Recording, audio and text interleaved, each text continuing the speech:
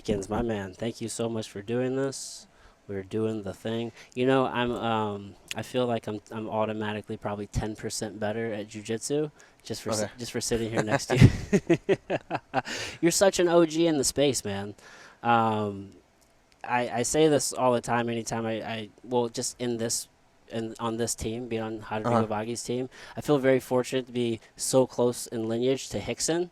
So that's why it's especially awesome sitting here with you today because I mean you started with Rickson in '95, 95, yeah. so you've been doing jiu-jitsu for Well, 94 is when I first went to train at Hickson's and got destroyed, and then decided like, okay, now I need to uh, absorb some of these superpowers. yeah. So yeah, So let's start there. I mean, you were from Oklahoma, right? yep. Where were you before you went to Oklahoma? Well, I grew up all over the place. My mom came over from Vietnam, so we started out in LA, then moved to the East Coast for a little bit, and then I moved to Oklahoma in the 8th grade. Okay. And so I went to high school in Oklahoma, and obviously that had a huge influence on me because of how wrestling heavy Oklahoma was. Right.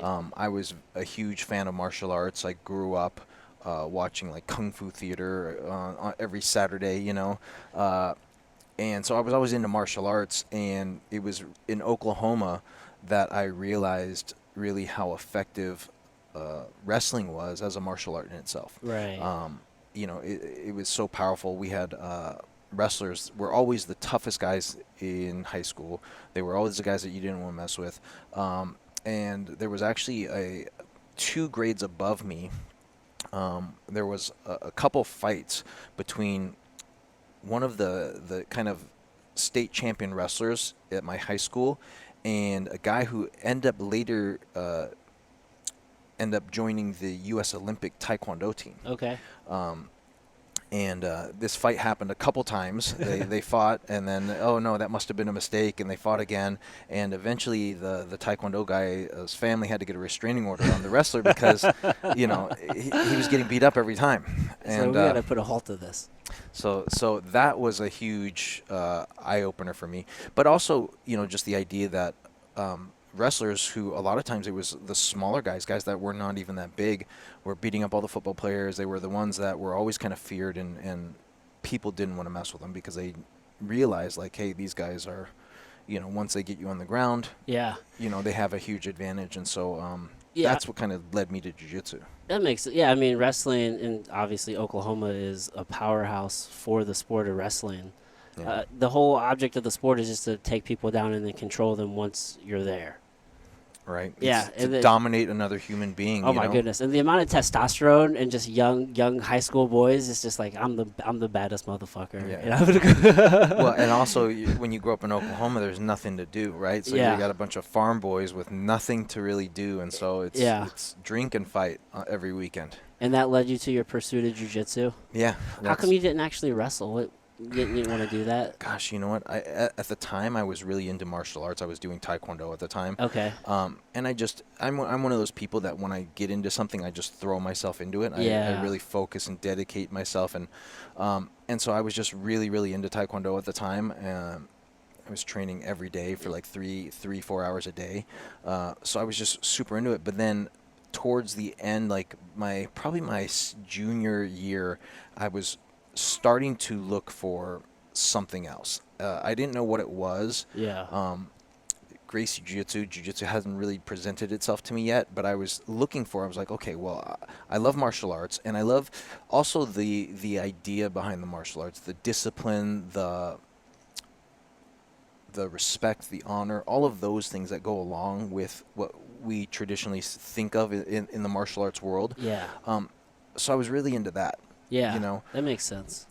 And wrestling didn't have that. Obviously, wrestling was just a sport where where when you're learning the martial arts, there's a lot of like discipline, honor, those values. Right. That Let's just be honest. Chuck Norris movies and Karate Kid movies were way better than Vision Quest.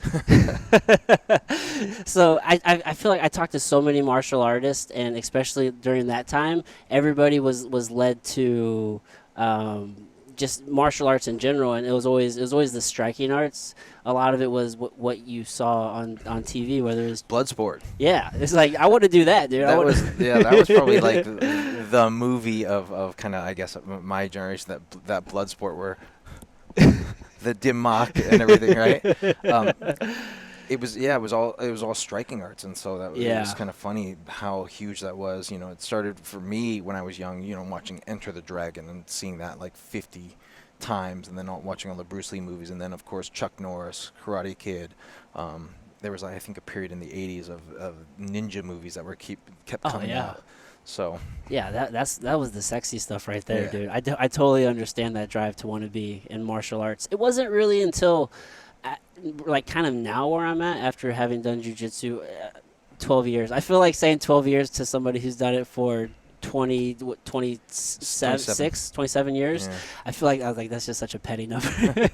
But after 12 years, like, because I was a wrestler growing up, so I tend to look at kind of movement as a language. So I tend to relate most things back to wrestling because that was kind of the first movement language I learned. Yeah. And then it wasn't kind of until now that I started looking at it as the combat kind of martial art aspect that you can view it as. But so what drove you to you moved out to LA, right? And I've listened to some of your other conversations. You found like the old Gracie tapes, right? And that sent you on your quest. And then saw those first, and then heard that Rickson was the best. You know, that was discussed many times in the Gracie in action that Rickson was the best. And you saw him fighting Zulu at the end of. Yeah. You know, so I was like, okay, well, that's the guy I want to train with. Obviously you want to learn from the best dude, right? And everyone was saying he's the best, he's the best. By that time, Hoist had already fought in the UFC, and he came out with a statement like, Rickson, you know, if you think I'm good, you should see my brother. He's 10 times better. Right, than me. He's the family champion. So, you know, I was set on training with Rickson. Fortunately, when I went out to LA, within a couple of days, I was able to find his gym because back then it was the days of no internet. Yeah. Right? I mean, there was internet, but I think it was like AOL, where it was like dial-up still. You had to have like the disc to even get it. People did not have websites. So, you know, and they weren't in the yellow pages. So I had to find out through a family friend, personal trainer's friend, where Rickson's gym was. Went there to check out a class, and as soon as I walked in, I saw someone. They were trying to revive a guy who just got put to sleep, and I was like, I'm in the right place. This is home. Yeah. That is so funny. Yeah, that probably would scare a lot of people off, but instead, that's what you were in search for. Like, you wanted to find the baddest dude, right. And for whatever reason, you felt that there was something that could defeat wrestling, and jiu-jitsu was the answer. Yeah. And it was mostly finding a grappling based martial art because I knew how effective grappling was. Yeah. And it wasn't so much about beating wrestling, but I love martial arts, and I just wanted to combine those two elements. Okay. Of okay, let me find, and I was always very comfortable grappling instead of like punching and kicking and doing that. Like that kind of felt natural, a little bit more natural to me. Yeah.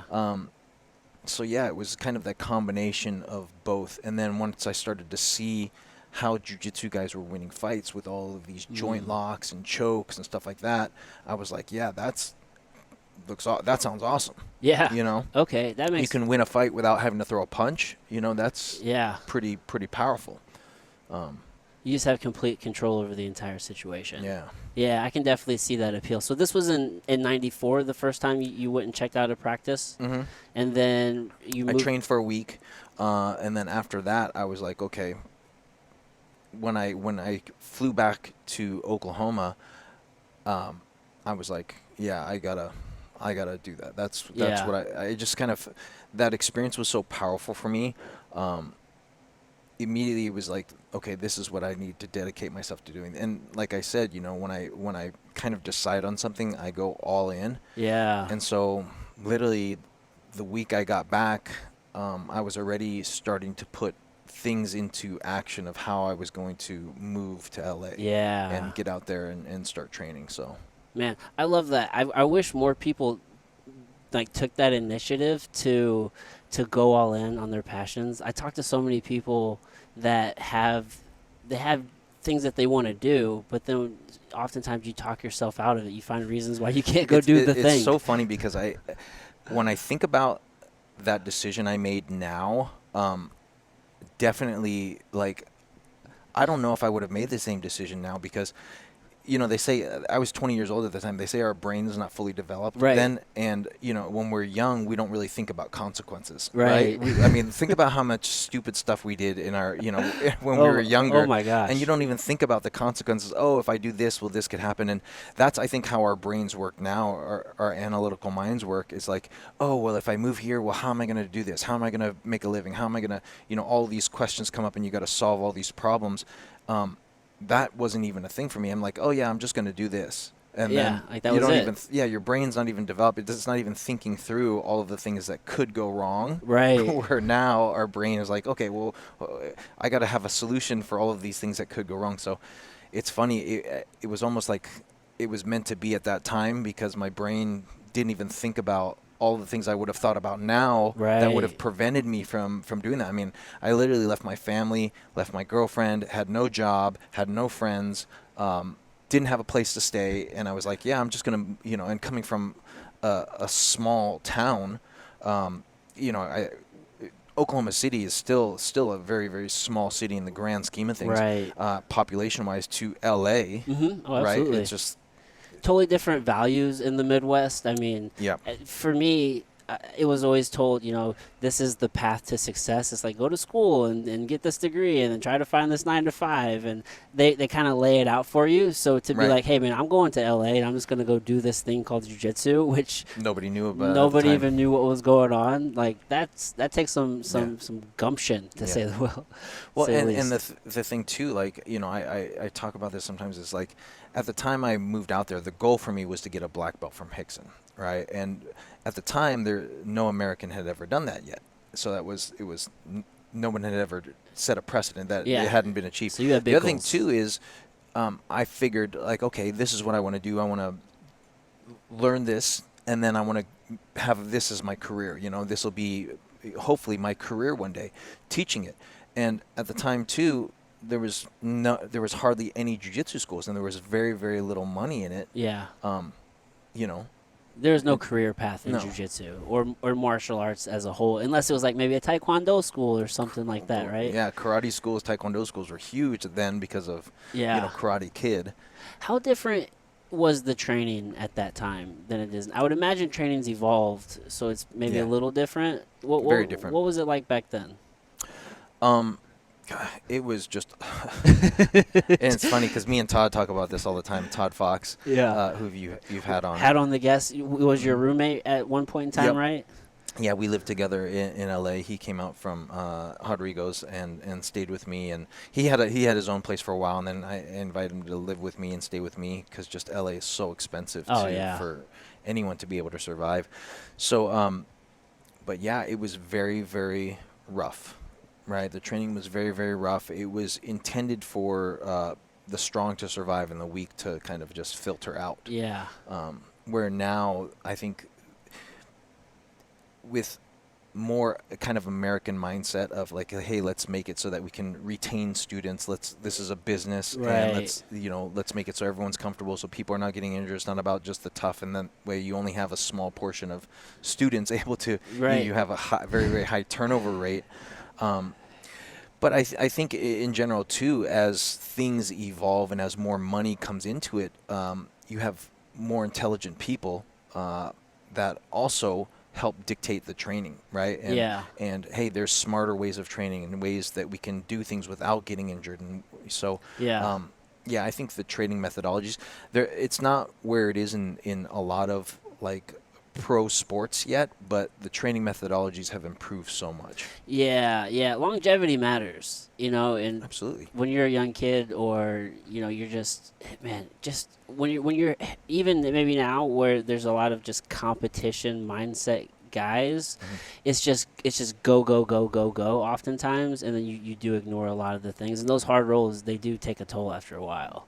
Absolutely, they do, and like the little injuries build up over time. Yeah, right? And they become chronic. And I've seen so many guys that have been training for 20, 30 years, and they're cripples now. Yeah, and that was something for me that was a huge like I never wanted to be that guy that was 50-year-old in a 60-year-old's body or 70-year-old's body. You know, Yeah. I wanted to. There's so many guys now that you can see just with the understanding of health and fitness and nutrition. Yeah.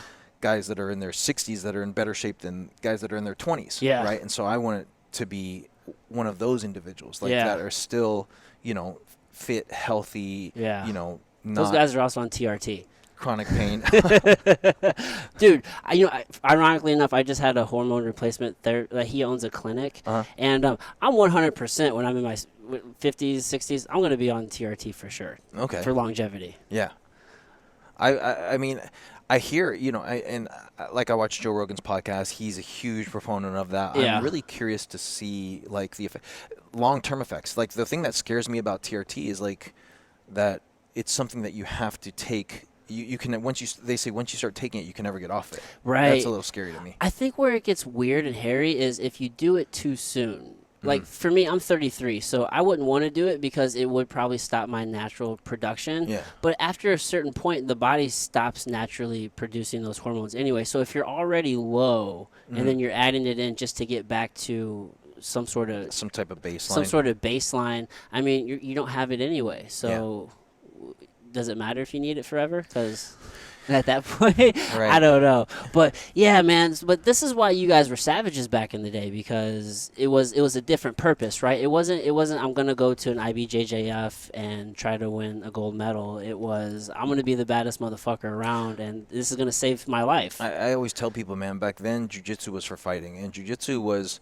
not who's the best Jiu-Jitsu guy. It's let's see if we can develop our jiu-jitsu to beat every other martial art, right? Yeah. It was still UFC mindset. Let's take a jiu-jitsu guy and have him fight guys from every other discipline, and let's prove to the world what's the best discipline. What martial art is the most effective. And so it was that. And we had challenge matches going on all the time back then. You know, You're very involved with those, right? yeah, I was involved. Well, like when I moved to LA, like I said, I didn't know anyone, right? So I pretty much just camped out at the school. I was there 7 in the morning to 7 at night on Monday, Wednesday, and Friday. Oh, man. And from 7 in the morning to 9 at night on Tuesdays and Thursdays. So I basically just camped out at the school. And so after a couple months, I became the secretary there because they're like, man, you're here all day anyways. You might as well start answering the phones and helping out. Make yourself useful. Yep, exactly. Clean the mats, put down the mats. I made myself useful. So, and because I was developing so fast and I was there all the time, they're like, Henry. And I was eager to do the matches where a lot of guys, you know, were a little bit more hesitant to do it. Like they saw that, okay, Henry has no problem, you know, getting fights. I had been in a bunch of fights in Oklahoma already, so that was kind of normal. That's a normal part of growing up. Yeah. Was a very normal part of growing up. And so for me, it's like, well, what's the worst that's going to happen? You know, I get beat up. Yeah, right? worst case scenario. And you're 20 years old, so you're going to feel better. You know, a day and a half later, you know, you're healed up. Oh, the bounce back when you're 20 is amazing. Yeah. Oh, it feels so good. So you leaning into that was probably, obviously, it helped with your progression. But that was probably the big reason why you started teaching so much at the academy, right? Because you taught quite a bit at the original Kingston Academy, right? Well, so it's funny. I started teaching when I was a blue belt. We had a program at UCLA at the Wooden Center, which is like a kind of a sports facility. Okay. And I started teaching just an intro class there when I was a blue belt, and that lasted for a few months. And then I decided, you know what, by going there and teaching a couple nights a week, I was missing class myself. So I decided, you know what, my focus is to get good at jiu-jitsu. So I didn't really start teaching kind of again at Rickson's until I was a brown belt, which was in 2000. So that was quite a few years. Yeah, so basically after I'd been training for 5 years, I started teaching, and I was a brown belt by then. And what happened was Luis Heredia, who was one of the main instructors at Rickson's, had moved to Maui. And so I kind of knew and understood Rickson's Jiu-Jitsu the best out of anyone that was still there. Okay. And so, yeah, I started teaching most of the classes at Rickson's, and that was at our third school. So the first school that we had was the Pico School, which is for those people that have seen that documentary Choke. Yep. That was the school. That was the first school, and we were there for. When I got there in '95, we were probably there for another year and a half, 2 years. Okay. And then they moved to a school in the Palisades, which is a little bit further away. It's a little bit out of kind of this. It's not as central. It's on the way to Malibu. So we were up in the Palisades, and that was kind of a place that was harder to get to. Mm-hmm. And they shared a place with Jerry Blanks. It was a karate, so they were just sharing a space with a karate school. Is that Billy Blank's dad? Yeah, I don't know. No, what was his Jerry? Maybe it wasn't Jerry, but Billy Blanks. I'd seen Billy Blanks there. Oh, really? Yeah. a couple Okay. times. So, so we were up in the Palisades, and then by 2000, we had come back down to LA, and we were off. We had the school on Wilshire, and that was the okay. last. That was where Rickson last had the school. Okay. Wow. So your progression up until brown belt. Mhm. Oftentimes, you see a lot of instructors in schools like they'll judge their students' progression off of where they're attending and drilling and they're rolling in here, but also a lot of times competition. So were those challenge matches? Was that kind of your like the way you guys were judged on progression, or how was progression measured during that time? Does that make sense? That Yeah, question I'm asking? no, absolutely. And, back then, so we had gotten eventually, what happened was they had gotten to a point where they had had some talks with some consultants on how to run schools. Okay. So in the early days, your belts were just given to you. When the instructor felt you were ready to be promoted, you were just handed a belt. By 2000, because of all the martial arts consultants that they were bringing in and trying to figure out, they were trying to figure out, okay, well, how do we have a successful business? Yeah. They started to do belt testing, Oh. And it's funny, I never got tested for any of my belts, but that was kind of what they had implemented because they were trying to copy what karate schools were doing, Right. Oh, you need to do a test, and this is an additional form of revenue because now every few months you can test these guys and you can charge them for their belts and stuff like that. So, and then it also kind of sets a standard. But back in the day, it was just basically the belts were just handed to you. Oh, and really? what I realized, because as we started testing students, I was one of the instructors that would help during the tests. Mm-hmm. So Rickson would be there, and then there would be one or two other instructors, usually to help him with the test. And what I realized was that even though there was a test, it all was kind of, and it's still like this today, I think, with all schools, it's not so much performance based. It's you grade each individual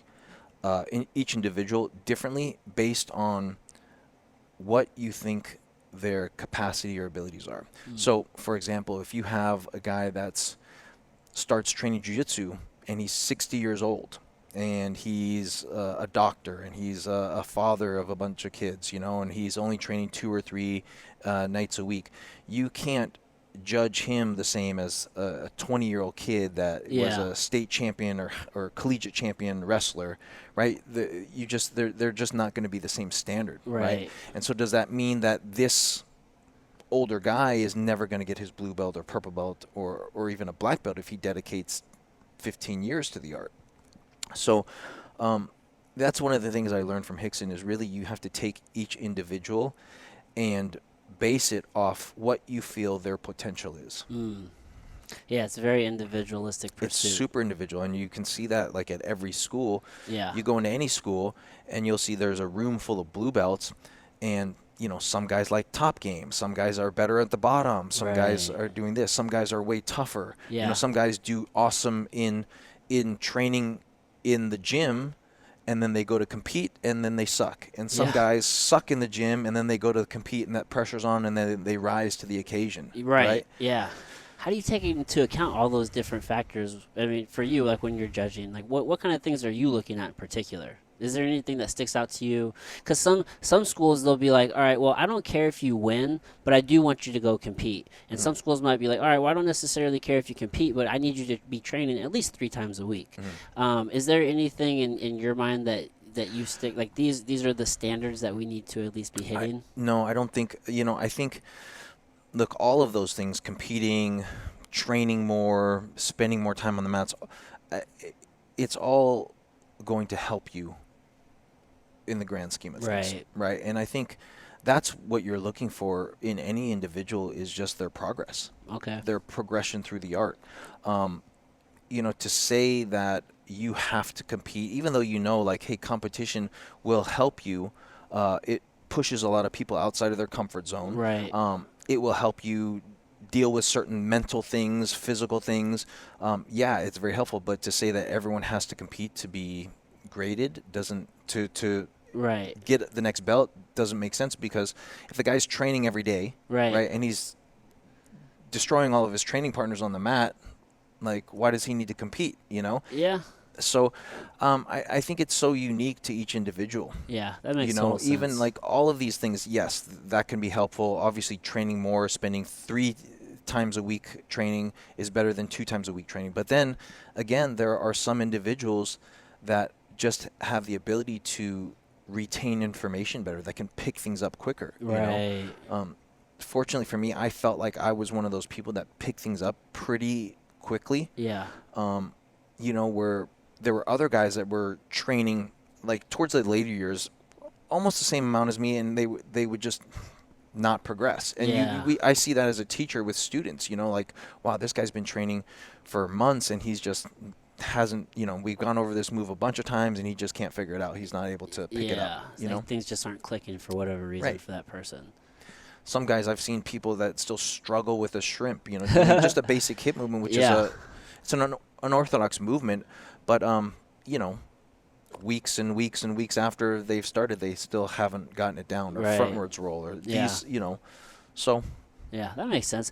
What was the progression like for you becoming like a teacher? You know what I mean? So I fought for like 10 years and I never thought myself as a coach. I didn't think of anything I could ever do because I was very selfish whenever I was younger. But then there's that transition, I feel, where it's less about me and just kind of about helping other people. I feel like you have to be when you're competing, though. Right, Right? 100%. When you're competing, it has to be all about you, and you see that with kind of even some of the best athletes in the world, how kind of narcissistic Yeah. mindset, but it helps them to be the best, Right.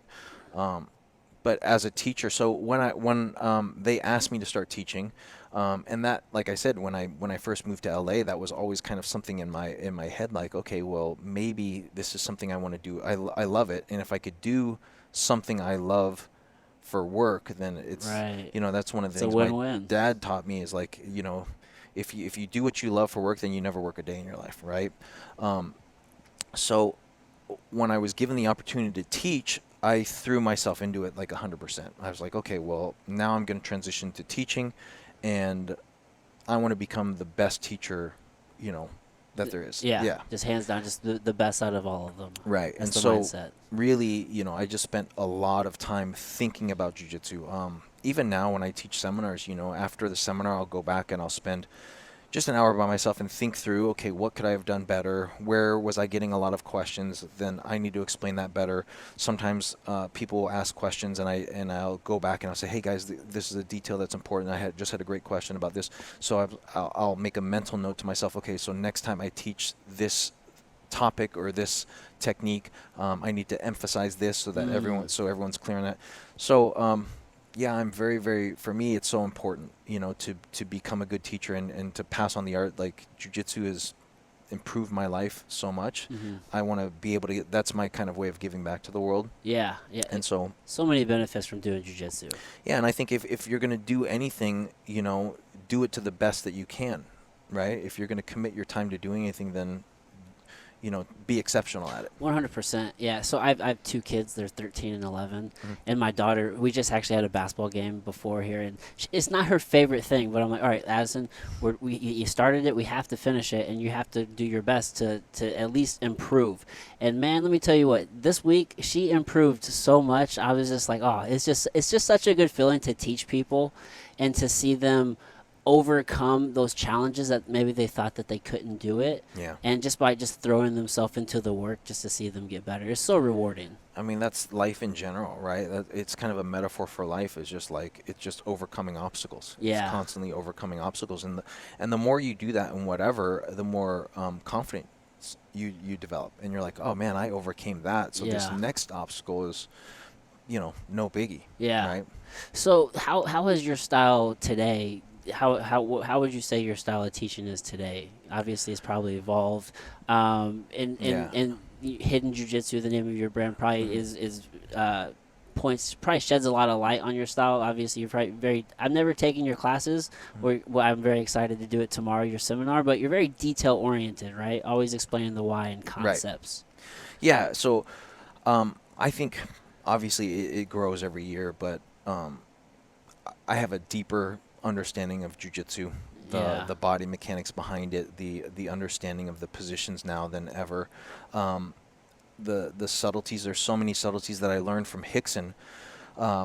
So much of it was the concepts and philosophies that he kind of, beat into our heads, and I've just kind of taken those concepts and philosophies and really tried to develop a deeper understanding of how to apply those ideas in the art. So yeah, I mean, and so much of jiu-jitsu is kind of the subtleties in the techniques. How do you get the techniques to work even against a resisting opponent, which is always our goal, right? When you first start training, you're learning a technique with a cooperating partner. But the goal is to be able to apply the techniques against a person who's 100% resisting. Right. So how do we bridge that gap? How do we Yeah. go from, being able to learn a technique and apply it against someone who's cooperating to do it against 100% resistance? And so how do you build the person to be able to do that? That's an excellent question, right? Because I feel that when you're going against somebody who's 100% resisting, they're giving you different feedback, different pressures that somebody who's 100% cooperating isn't always doing. So especially whenever you're learning a new move, it's like if I'm teaching something, or if I'm drilling with somebody who knows jujitsu, they'll give me pressures, they'll give me feedbacks that make sense to me. It's right, because it's like if I do this, then they're probably going to do this. But if somebody doesn't know jujitsu, if I do this, then they just did the wrong fucking thing. Like, you're not supposed to be doing that thing. Like, how do you like progress people through that, or have you found anything to be successful whenever you're, you know what I'm saying, you're working people through that process? Absolutely, and so like one of the things I do is, because it's very difficult to go from 0 to 100, Right. And you don't do that in any sport. You don't go from 0 to 100. So you don't go from learning to drive a car to jumping into a Formula One and driving 200 miles an hour. Right. You don't learn from baseball, where you put a little wiffle ball on top of a stand and it's sitting still, to hitting it, to now hitting 100 per mile hour pitches. Right. So there's a way to create progressions in whatever it is they're learning, where you're gradually increasing the resistance and allowing the person to get comfortable at that level of resistance. So I create different drills depending on what technique or what I'm trying to help the student develop. Okay. I'll create different drills, and I will give the partner, hey, this is what you, kind of a context of, this is what you can do. These are the things that you can do, and you want to go about this hard, right, to resist. And then I'll gradually increase the complexity. And then I'll also teach sometimes, because if sometimes someone's 100% resisting or fighting a specific technique or defending a technique, what is the movement that we're going to use to take advantage of that? So that's kind of the beauty of jiu-jitsu is that even when they're defending or completely countering something else becomes available. Right. So what is that becomes available? So usually I'll combine, okay, now if you feel you can't do this, or they're this much resistance and they're doing this to defend, then you can transition to this. So then Right. let's use these two in combination with each other so you can still advance or progress, or Right. you're making progress towards finishing the fight. Right. Yeah, I often find that people they find themselves in trouble because they hold on to a position. They're afraid to either to give up something or whatever the case may be. But if you maybe you're giving up that half guard to get to side control, but if you progress into side control, maybe something else opens up and you're allowing the opportunity Yeah. to move on to something else. But if you're just holding for dear life to this one position, you're not allowing anything to develop. Yeah, people tend to get tunnel vision a lot in jiu-jitsu, where they're like so single focused, and that was one of the things I always learned from Rickson is like you want to open your mind to the possibilities, right? Like what else is available? Always thinking like, okay, I'm doing this, but what else is available? What else is he giving me? And if he resists this, what else becomes open? So, and that's really the beauty of jiu-jitsu is like you're always trying to use your opponent's energy or movements against him. Right. Right? So if he resists or fights you here, then he's always, something else becomes easy. Something else opens up. Right. And that's something I talk a lot about in my teaching. Okay, well now, you've done this a couple times and you feel like you can do this. Now, if he resists, this becomes open, right? There's always an opening somewhere else. But there's also subtleties in the techniques where even like a way that someone normally resists, you can still have enough leverage to still apply the technique. So there's certain techniques with some subtleties where a lot of times for the person to think they are defending or they are countering, but you can still do it if you understand kind of these minute details. Right. That's probably the biggest draw for me to jiu-jitsu is it's this ever-evolving problem that the more you look at it, the more possibilities you see.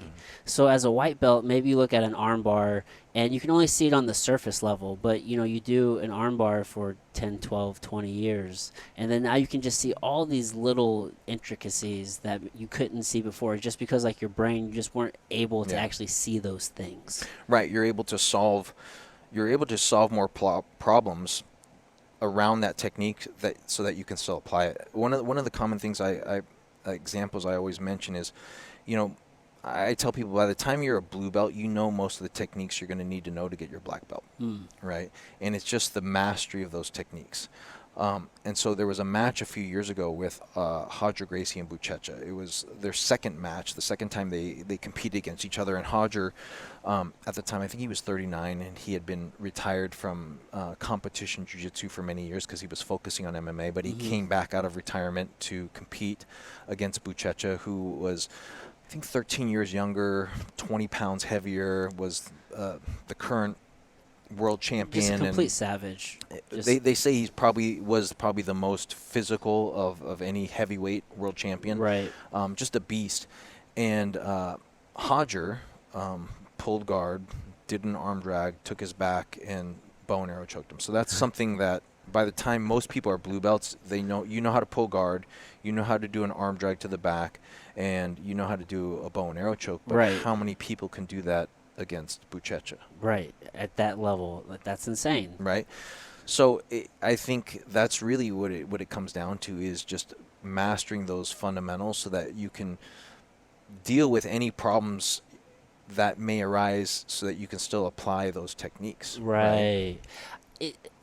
I think that from let's just say from white to black belt, you're discovering and learning all of these different styles and techniques, and then eventually when you do end up at this end place with quotes, right, it's you've essentially just learned all these other things, so now you can almost just strip away to just the basics of your game. So it's like, now I've accumulated all this information, I can understand all of these different games, so now I can just have the most simple form of jiu-jitsu, and that's when you're the most successful.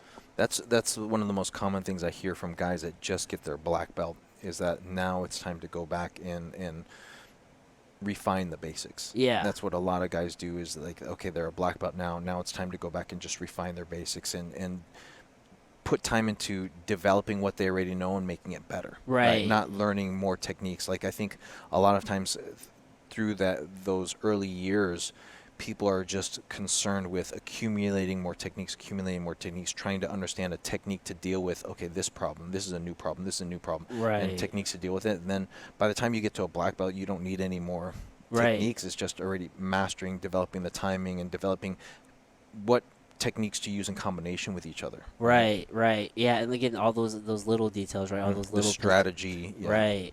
So, and then I guess that's where probably, I mean, concepts come into play, right? Because you can only learn so many techniques, and then as you start applying concepts, you see that those go into so many different positions and different areas that you might find yourself in. Right, so concepts are extremely important. It's not necessarily just learning techniques, which a lot of guys early on in their career find themselves really consumed with. Right, it's just Right. I just want to learn every technique that I possibly can. Yeah. Well, the concepts is kind of the I always say the concepts and the philosophy is kind of the overlaying idea. Like, what are you trying to do from each position, and then the techniques are just the method by which to go about applying those concepts. Right. Oh, okay. That's a technique. The technique, like, okay, from the mount, what are we looking to do? Well, because the mount is such a dominant position, because if you stay mounted, you have a very low chance of getting hit, and you can do damage, and you have a better chance. You know, you have a high. The guy on the bottom can't submit you, but you can submit him. Yeah. You want to stay here. You want to maintain the mount, and the longer that you're in this position, the better chance you have of winning the fight, right? So how do we go about maintaining the mount now? So now let's talk about the techniques. Yeah. So you first you have to talk about the concept, the idea. Okay, what is this position? Why do we want to stay here? Why is it important to stay here? So that you talk about the concept. Yeah. And then now the techniques are just the method by which we go about achieving that. Yeah. Okay. You know, I've never heard it explained that way, but that makes perfect sense. Yeah. Like, what is the concept of cross-eyed, right? So when I'm cross-eyed on my opponent, my job is to keep him flat, because this guy wants to get on his side, right? And you always hear coaches saying, hey, get to your side, you know, when you're on the bottom of cross-eyed. So, okay, my job is to keep him flat. So, okay, so how do we go about keeping him flat? Well, if he needs to get on his side, he needs to lift his shoulder off the ground. So if I can keep his shoulder flat, so this is one of the things we'll do to keep them flat. Yeah. You know, control the shoulders. If I can control the shoulder line, I can keep them flat. If I can control. Right. So I think it's always important to talk about the concepts and the philosophy of the position. This is, you know, the position. This is what we're trying to achieve, and then this is the method by which we go about doing that. Right, which is the technique. Yeah. But it's nice to have the concept first and foremost, because what happens is, if they don't have the technique, they can still figure out how to achieve what they're trying to achieve. Right. Maybe Right? they could probably just figure it out on their own some way. It might not be if they technically don't perfect, but right? If they don't have, if they're just relying on the technique, like, okay, I need a solution. I need to do this. It's, you know, one of the things I always say, it's like giving someone the understanding of math. Once you understand the kind of fundamentals, how to add, subtract, multiply, and divide, you can solve much more complex equations. And so, for me, when I'm teaching students, that's what I want to teach them, is how to add, subtract, multiply, and divide, so that no matter what happens, they can start to figure out a solution to the problem based on these concepts and these ideas. That's how you can start becoming just creative and developing your own game now. And there's a lot of times, I'm sure, it even happens to me sometimes, when I'm rolling and I end up in some position, I'm like, man, what position is this? I don't even know. His arm is here, his leg is there, he's holding me this, and it's like, and then you just figure out based on, hey, I know where I should be going. I know what the dominant positions are. I know what non-dominant positions are. I know, for the most part, I want to be on top, and if I'm on top, I want to be here, here, here. Let me just figure out how to get there from there. Yeah. Right? Yeah. So you start to move and start to adjust your position to try to get to one of the positions. So that's, you know, it's very similar to that. Like, you already have the concept and idea of where you should be, what positions are good for you, what positions are bad for you. Right. So even when you end up in a place that you have no idea what to do, you figure it out. Right. Yeah, it allows you to relax and just work through the position. Because I feel like the number one thing most people need to learn when they're starting jiu-jitsu is just to relax and breathe. Just relax and breathe. It's huge. There's a mountain of information, and it's like drinking from a water hose or from a fire hose. And I know you want to consume it all, but just relax and breathe and survive. Yeah. And just keep showing up. You'll be okay. So what are we going to learn tomorrow? Tomorrow, so I was just talking to Todd in the car actually about the seminar. So I think we're going to cover the cross-side position, help people to get a deep understanding of what we're trying to achieve. I'm going to talk about the battle for the underhook, which is it's a kind of like a micro position that's Mm-hmm. going on that I think people don't really understand the significance of that. Whoever has the underhook, so if you're on top, you want the underhook. If the guy's on the bottom, he wants the underhook. That battle dictates who has control. So if the bottom guy gets the underhook, he's going to have a 10 times easier time escaping. Mm-hmm. If the top guy has the underhook, he's going to have a much better easier time to control the position. Right. So we're going to talk about that. We're going to talk about how I start to dominate that battle, the battle for the underhook. So if a guy starts with the underhook, how I will re-pummel in, how I can fight that battle and reestablish the underhook so that I have control. Oh, nice. And then once I have control, how we start to break down the defenses to start to attack. And then we will transition from that into striking, because I think, at the end of the day, jiu-jitsu, it is super important to understand how to use strikes when you're fighting. And if you don't train with strikes, you're not going to use it Right. in fighting. So how to set up positions, how to set up this position called the cross-side crucifix so that we can use strikes. And then within that, I will also talk about, since we're talking about the underhook, why it's so important for the bottom guy to have, why it's so important for the top guy to have, and how much easier it makes it for each person. So if you're on top, how much easier it makes it for you to be able to control your opponent and keep him flat. And if the guy's on the bottom, he established his underhook, how much easier it is for him to escape. So it's a really, it's kind of a micro position in jiu-jitsu, and people don't realize the significance of it. And they don't realize how important it is to fight for that inch, Mm-hmm. which gives you... Yeah, it gives you all the leverage. Yeah. Wow, I'm excited. That's going to be fun. Yeah, I would have never have thought to. So,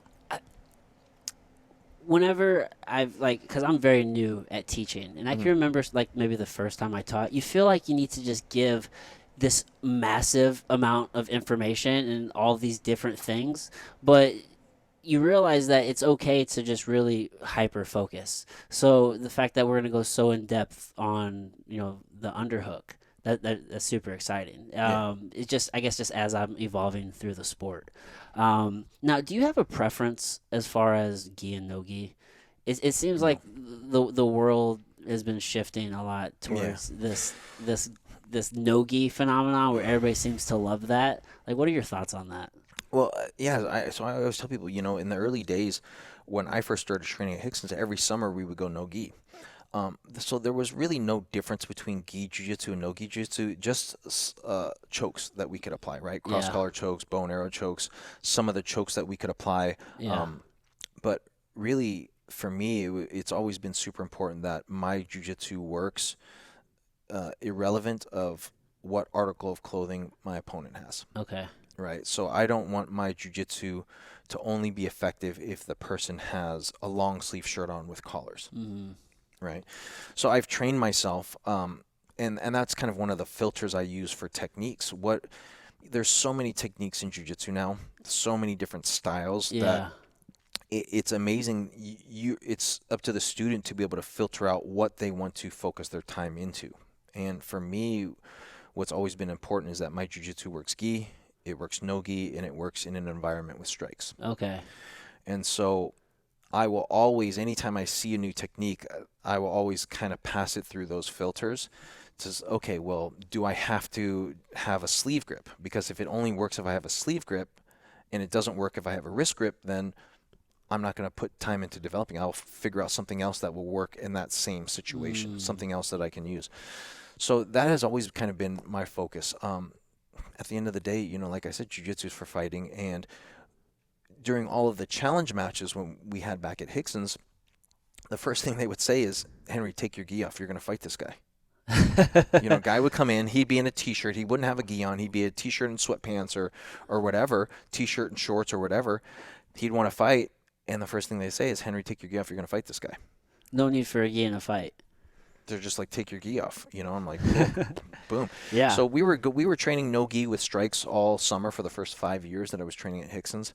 That makes sense. So it was always a very natural transition. Like, I don't want to be reliant on grips. I don't want to be reliant on this person having some specific article of clothing for my techniques to work. Yeah. And also, living in Southern California for 25 years, I mean, it's beach, it's nice beach all weather. the time. Yeah, like 9, 10 months out of the year. It's people are in shorts and t-shirts. Right.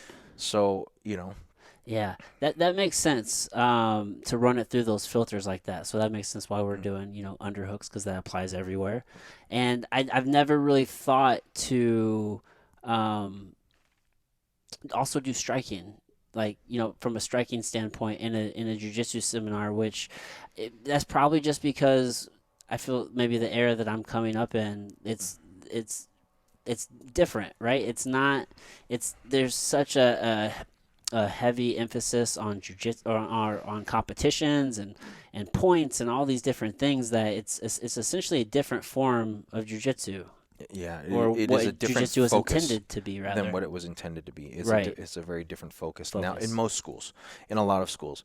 Um, but at the end of the day, what use is all this time you spend training at the gym if, you have to go out and you have to defend your life or protect someone you care about and then you get beat up and Right. because you've never trained with the understanding of, hey, in these positions, this guy can punch me or this guy can hit me. And the problem is if you don't train for those environments, you're not going to be aware of the angles, the attacks that come, what tools the person can use to hurt you.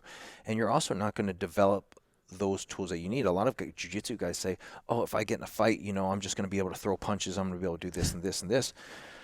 And I'm like, yes and no, because, I mean, think about it. I've watched martial arts movies my whole life, but if I get in a fight, do I think I'm just going to be able to start throwing spinning back kicks and roundhouse kicks if Right. I've never done it in training? Well, a lot of people think that way though, but that's not how it It works. doesn't work like that, Nope. right? You don't have the skill, you don't have the timing, you don't have the movement, the body mechanics. Right. And the problem is too is like in training, like the reason that we train, the reason we put so much time into training is that so when it actually happens, you don't have to think about it. You're all the wiring has already been done and you go on autopilot. Right. You just react based to the feeling. Um, and if I'm fighting someone and I've never thrown a hook, a hook cross uppercut combo, am I going to do that in a fight? Right. You're not going to. No, You have to train it. you have to train it. And so that's the thing is if you're training jujitsu without strikes, then what makes you think that if you get in a fight, you're just going to know how to hit Right.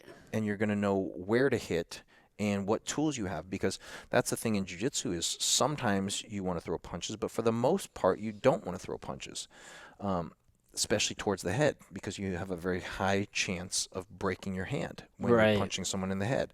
And if you give someone a black eye and a bloody nose and you're in a cast for 8 weeks, who won the fight? Right. It doesn't do you any good. So, besides punches, you have to know how to use elbows. You have to know how to use headbutts. You have to know how to use all these other tools because I always tell people that jiu-jitsu fighters, we're close range fighters, right? Mhm. The goal for us is to control these positions, get ourselves to a dominant position, control the position so that we have a much lower chance of getting hurt, and then finish the fight.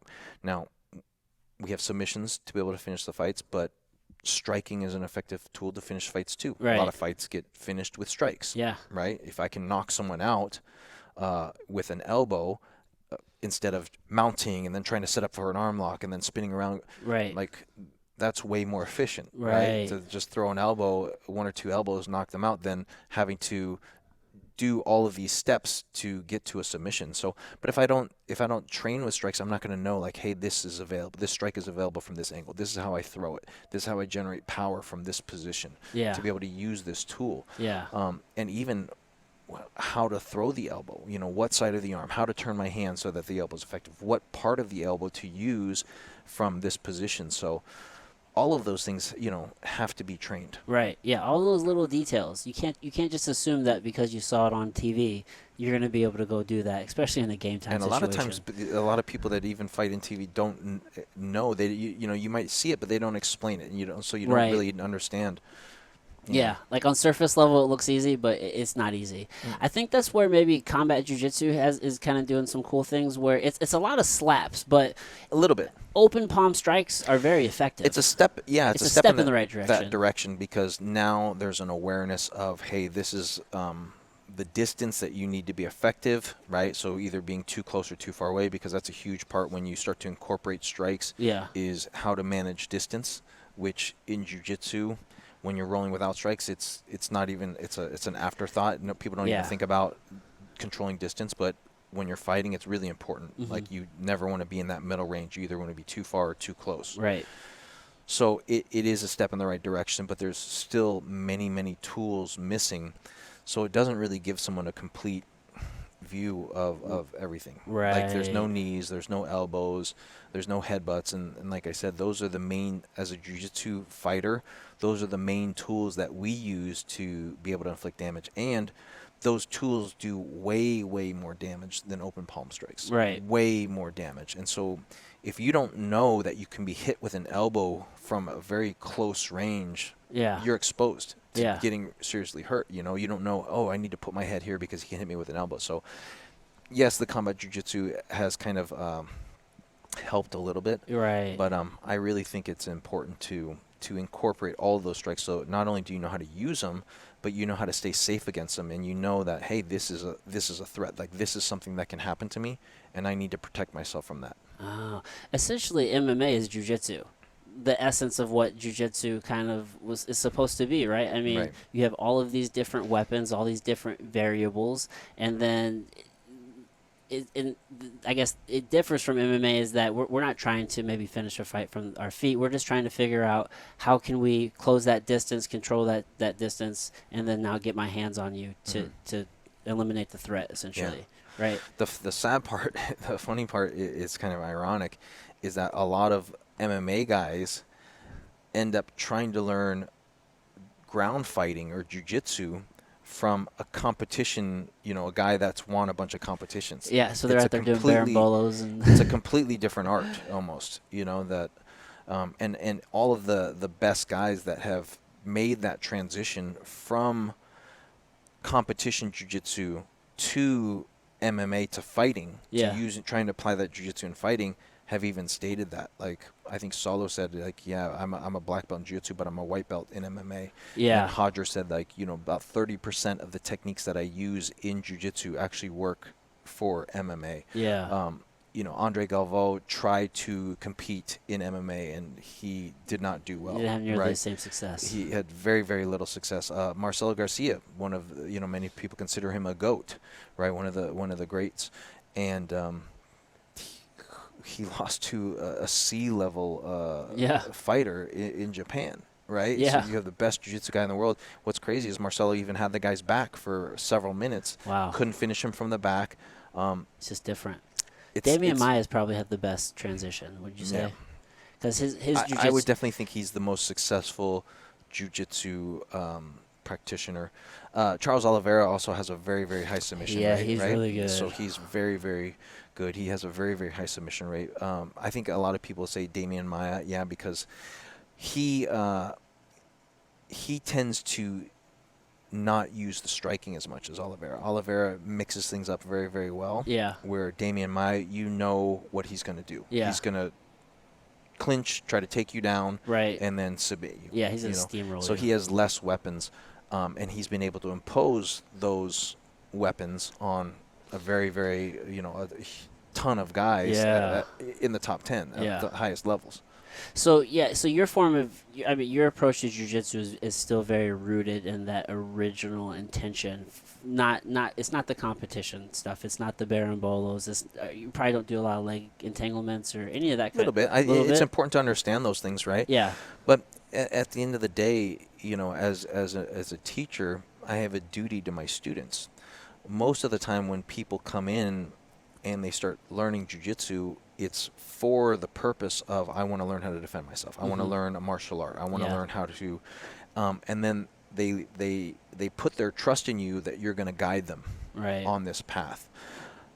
Normally, after a few years of, or after a couple months of training, they're like, okay, I want to test myself, and now I want to compete. But that's not, most people do not sign up at a school thinking like, oh, I want to compete in this art. I want to do competition.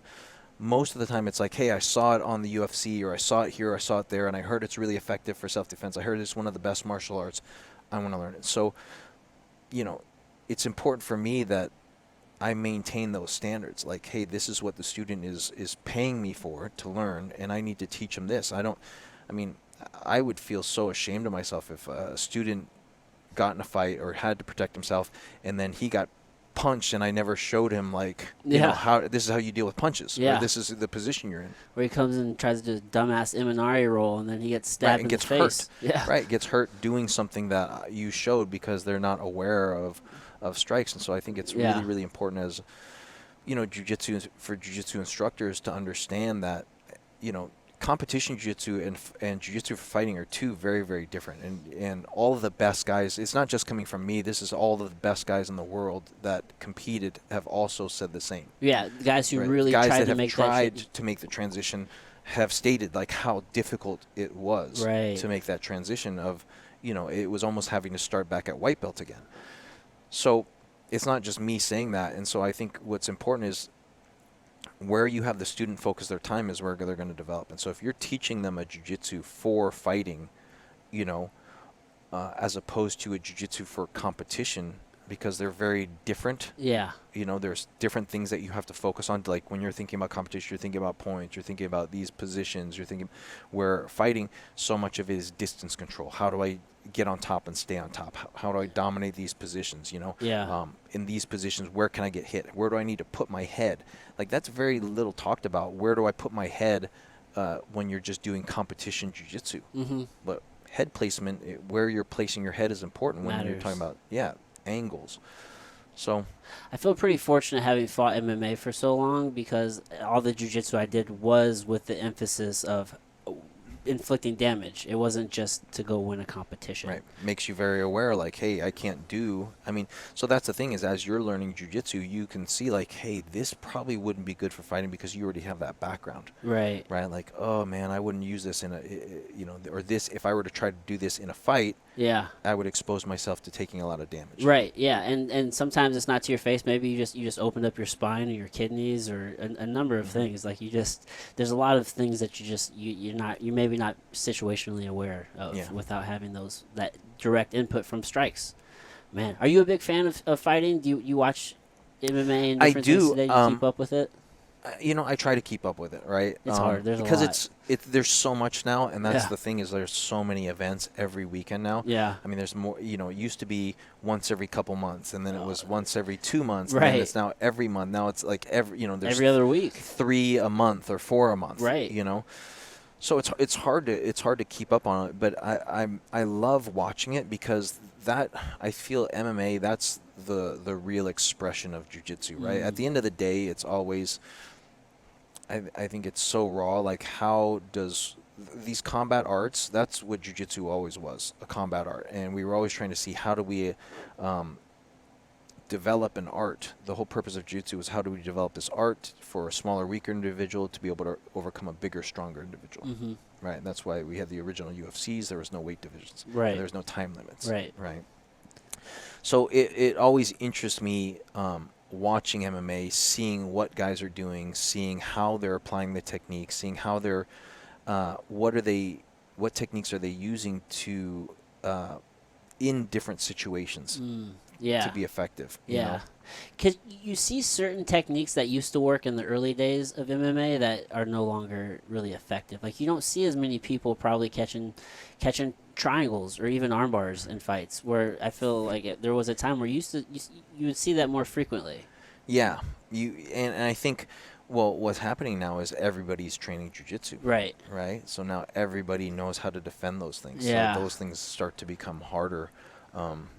Just because now everyone is doing the same thing where, back then jiu-jitsu was so easy. Like jiu-jitsu, Royce would go out and he would, just go first UFC when he finished 3 guys in under 5 minutes. Yeah, it was something crazy. Right. And the second one, the same thing. And then people are like, oh, shoot, we better learn this thing called jiu-jitsu. Yeah. Right. So now, you're probably the best person to talk to about this because I don't want to keep spouting incorrect information to people. It's just I always just call it jiu-jitsu. We know it in America as Brazilian jiu-jitsu, but wasn't it called Brazilian jiu-jitsu because originally they wanted to call it Gracie jiu-jitsu, but that just maybe wasn't as marketable to the mass public, so it was just called Brazilian jiu-jitsu? Well, no, what happened was Gracie Jiu-Jitsu was trademarked by Rickson Gracie. Okay. And so any school that was, what happened was back in the day, Rickson wanted to he was the one that was more developed the UFC, right? He was the one that brought all of his brothers, even the Machados, over. And so that name, Gracie Jiu-Jitsu, became trademark. And so Oh. anyone else that was doing Jiu-Jitsu, what people term as the Brazilian style, they had to come up with a different name. And they didn't want it to be confused with Japanese Jiu-Jitsu, which is very different. Okay. Right? Because the Brazilian style was a huge emphasis on the ground techniques. Okay. And so that's, I think, why Brazilian Jiu-Jitsu, people started using the term Brazilian Jiu-Jitsu because they couldn't call it Gracie Jiu-Jitsu because that term had been trademarked. Oh, that's what it was. Okay. Okay. So Japanese Jiu-Jitsu, is that more on the feet?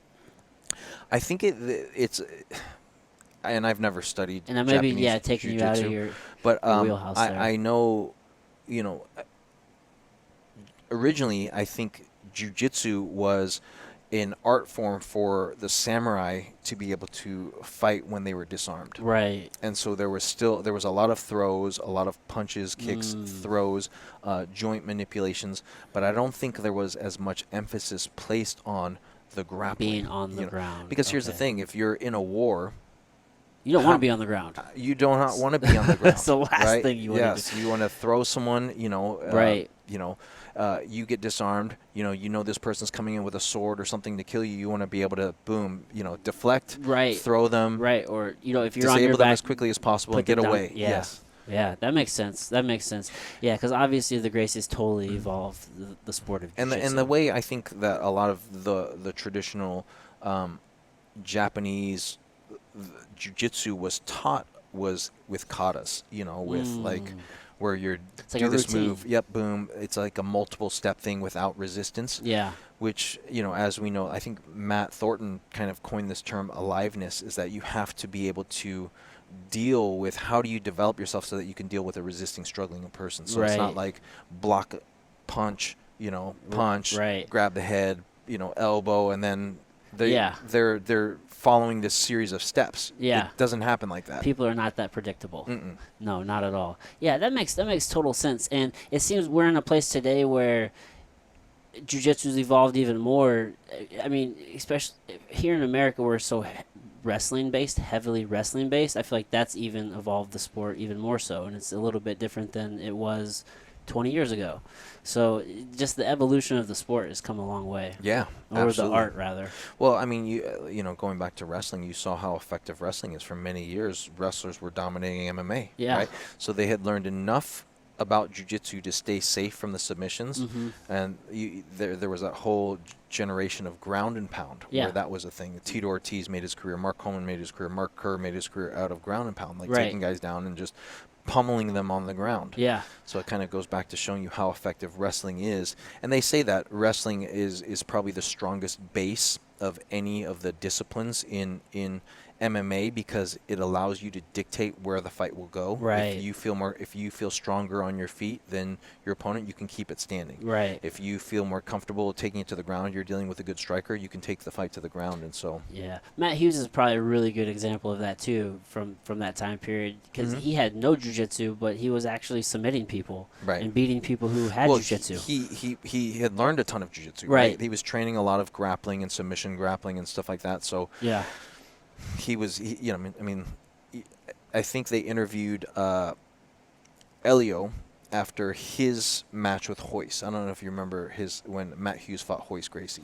That was at Staples Center. I was there at the event. He ended up beating up Hoist. He TKO'd him. Was this when Hoist came back after some time off? Yeah, a number of years. Kind of a long hiatus. Yeah. He made his return. And, I remember that. I think Hughes. Matt was in his prime too. Yep. Just wrecking everybody. I remember that. That's so whenever I first started really watching MMA. So they fought, and they interviewed Elio, and he said, he goes, "No, I'm not disappointed because it showed that jiu-jitsu works. Like, he used jiu-jitsu to beat Hoist." Yeah. Which he did. He tried to go for an arm lock on Hoist, from half guard, then ended up passing the guard, ended up taking his back, flattening him out, and then, throwing elbows to the head, and they stopped the fight. But he basically had learned enough jiu-jitsu to basically, and then with his wrestling background and, grappling background, he's been grappling forever. So, yeah, that's, he used jiu-jitsu to win the fight. Man, and you were there. So have you been in the corner of some pretty big fights before? Like at some big shows? Because I've been in the corner of some fights. I wouldn't say big, but I've been to a lot of UFC events. So Okay. I've That's big. probably 20 or so events. Oh, okay. So you were deep in the scene. Yeah, for a little bit. I was training a lot of fighters. When I opened up my gym in LA, we had a lot of fighters that were training with us. And we had a great, amazing coaching staff of Anthony Hardonk, who was K1, came from K1. He came from the Voss gym from the Netherlands, was Ernesto Hu's training partner for 17 years. Joe Rogan mentioned he had the hardest kicks in the UFC. And then Vladimir Matyushenko, 6-time Soviet national champion in wrestling. You just had killers so in there, man. He was like a beast, and he was, fought in the UFC and Affliction and Bellator. Oh, wow. So, he understood how to use wrestling for MMA. Yeah. So we had a great coaching staff, and then of course me. So we had a lot of guys that were wanting to transition to MMA, and so I had the opportunity to corner some guys. So so you spent quite a bit of time in that space. So are you in Vegas now? Vegas, yes. Okay. Vegas is a cool place, man. You see a lot of people transitioning into Vegas now. Vegas is the hub. Well, a lot of people are leaving California. Right. Yeah. Everybody's going to places. Vegas, or they're trying to follow Rogan to Austin. Vegas and Austin. Phoenix, I know, is another. Yeah, Phoenix. Man, yeah. It's quickly becoming the hotbed of jiu-jitsu, just all over that. I think Mikey Musumeci is in Vegas. Yep, he's in. I'm quickly becoming a fanboy of this whole jiu-jitsu, which is probably like the anti-jiu-jitsu what you do. But man, do you watch Flow Grappling and the Who's Number One and different things? Yeah, I watch some of the events. Yeah, man, absolutely. I'm just so impressed with some of these, like the Ruotolo brothers, Cade and Ty out of Atos. They're 18-year-old kid like phenoms, and then you're just seeing such a high level of jiu-jitsu out of such young kids. Well, and that's to be expected, because every generation should be better than the generation before, because what you're doing is you're standing on the shoulders of these people, right? So all of the mistakes I made, all of the lessons I've learned, all of the struggles, my job as an instructor is to help you so that you don't have to go through those struggles, that you don't have to make the same mistakes that I did, that you don't have to learn the hard way. I'm going to teach you what I know. Like, so, my 25 years of doing jiu-jitsu, I've, gone through ups and downs, made all these mistakes, learned this, learned that. Now I'm going to teach you from this place. Yeah. And so hopefully that saves you from having to do that. And then the next generation, the next generation, the next generation, right? Oh, I figured this out with this technique. Like, guys used to be able to escape, or guys used to be able to do this. So I made this adjustment. So I'm going to pass that on to this guy, so that when they learn a technique, they're already far beyond when I learned it as a white belt. Right? Yeah, because we're getting the information after you've already, tested it thousands and thousands of times, and now you're teaching all the little details, right, that you picked up along the way. Right. Yeah, we're in a crazy time, man. It's really exciting. And to there's see. so much easy, like nowadays with the internet, there's so much access to information. Yeah. You can learn from the best instructors in the world. Where before, when I first started, I had to drive halfway across the country to learn from Rickson. Yeah, you had to go on a hunt, a literal hunt. Nowadays, you can sit in front of your computer, and every week you can take a class with Rickson. Yeah. Or whatever instructor you want to learn from. Yeah, that's almost to a detriment. You can literally sit in front of the computer and learn from any instructor or get information from. Yeah. There's pros and cons, because there's so much information out there. It's hard to, as a newer student, it's hard to decipher what's good and what's bad, right? But yeah, I mean, the access to information is insane now. Yeah, it's cool that we have, obviously, like BJJ Fanatics doing so many cool things. I have my own website too, which, I started 6 years ago, Hidden Jiu Jitsu, hiddenjujitsu.com, which is basically just to pass on all of the information. Like, that was my goal as a teacher. Like, I want to be able to share all this information that I learned. I want to be able to help people with my jiu-jitsu. Rickson style, which is very different from a lot of the other jiu-jitsu styles out there. His understanding of weight distribution, connection, these elements is light years beyond what I see anyone's level of understanding is. And so I want to be able to pass that information on, pass that knowledge on. So you can buy those instructionals directly from your website? Yeah. Oh, absolutely. exciting. That's cool. And I'll have all those in the show notes, so it'll make it easy for people to find. Cool. But just to have all those resources, I'm sure you have hours and hours of instructional. Yeah, for the last 5 years, everywhere I've taught, I've had a camera guy that followed me around to all my seminars. And so cool. I have all of my seminars, something like 56 or close to 60 seminars, Holy cow. 3-hour events that are on film. And then I have all other instructionals, and I have a bunch of different courses which focus on different aspects, specific aspects of jiu-jitsu. Awesome. So, yeah. Dude, man, great resource. Henry, we're coming up on hour 15. This has been so much fun, dude. Yeah. Thank you so much for taking the Oh, my time. pleasure. Obviously, Thanks, you just got off the plane, and here we are talking. So I appreciate you taking the time. Is there any place we talked about hidden jiu-jitsu.com? Mm-hmm. Is there anywhere else or anything else you wanted to kind of leave the people with or direct them if towards? if they want to follow me, I mean, where I'm most active social media is just Facebook. Okay. I'm terrible on social media. I need to figure out Instagram, but you have I'm an on awesome. Facebook, There's a huge group on Facebook. It's awesome. Yeah. So I have a big Hidden Jiu-Jitsu on Facebook. It's a private group that people can join if they're interested in my jiu-jitsu or interested in asking me questions. A lot of the people that have bought my courses are on there, and we kind of discuss ideas and information and share techniques and stuff like that, and I get feedback. So yeah, they can follow me on Facebook or join the Hidden Jiu-Jitsu group on Facebook, and then that's also where I post all my information for upcoming seminars and events. Okay, so cool. I do usually a couple camps a year, like international camps a year, where people from all over the world will fly in, and we'll spend a week together training, and it allows me to kind of go deep with the concepts and the ideas, the philosophies of jiu-jitsu, and obviously the techniques, and then all my seminar information's on there too. Oh, cool! And I'm in that group, and I cannot recommend it highly enough. It's a community, right? It's not just you putting out information on there. There's a lot of discussion, a lot of back and forth. It's a great community to be a part of. It really Which is really cool. Yeah. That's awesome. Well, man, Henry, thank you again, man. My pleasure. Thanks for having me on. All right, everybody. Till next time.